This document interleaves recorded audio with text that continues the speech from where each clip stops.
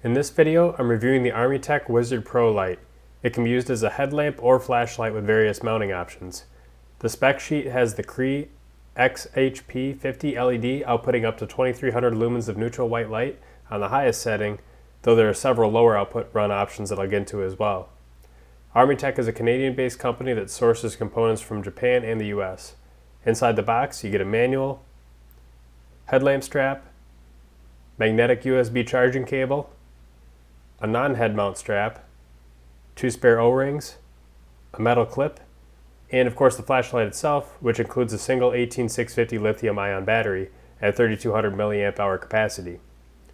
If you're used to hardware store style headlamps, that may seem like an inconvenience to not be able to run with AA's or AAA's, but realistically, when you get to these high output lights, they really do perform best with these types of rechargeable lithium batteries. For the documentation, unlike the generic safety manuals that come with some electronics, this manual actually is worth reading so you can understand the various functions and how to switch between them as needed. There are multiple brightness settings and intuitively they aren't very easy to switch between, but they're all very clearly laid out in the manual and so they're easy to learn and remember once you play around with them a little bit. Here's a general spec sheet that shows the lumen outputs of the various modes and the rough battery life you could expect to receive with each.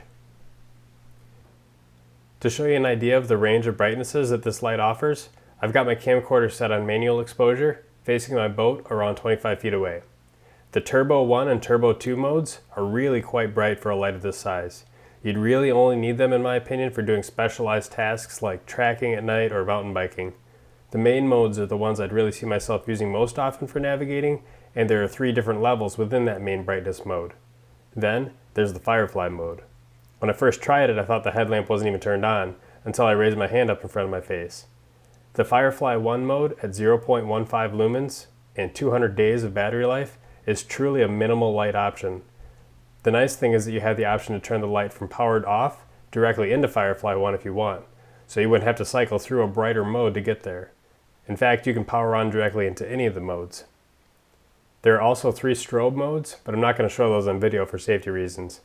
The light auto-memorizes the last setting used, it gives battery level indication, and it actively regulates itself based on temperature.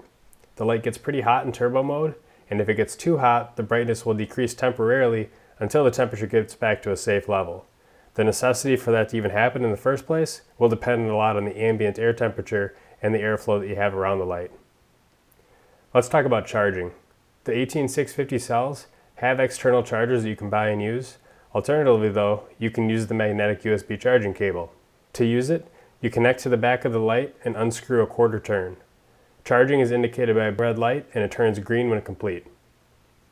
In my testing, and assuming my cheap USB amperage reader is accurate, it charges at around 0.35 amps give or take. At that rate, the 32 mAh battery theoretically would take about 9 hours to fully charge from dead. Practically speaking though, I find that I never usually run the light dead in the field, and I put it on the charger before going to bed and wake up with the light fully charged again. That magnetic design also allows you to stick the light onto other things that are magnetic, which could come in handy. To protect from accidental use when it's buried in your pack, you can unscrew the battery cap a quarter turn until you're ready to actually use it. The monolithic design is built to withstand some serious abuse. It's tested to work at depths of up to 10 meters underwater, impact resistant up to 10 meters, and it's dirt and dust resistant. The light also has a 10-year no-hassle warranty. Some people might not have the need for a high output light, others might really want to have red or green for certain applications. I found that I've been really pleased using this Wizard Pro.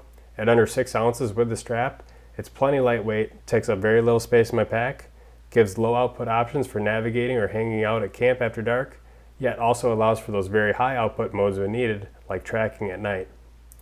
The cost for the Wizard Pro is often found around $80, and ArmyTek did provide me with a discount code that I have in the description down below if you're interested in this particular light.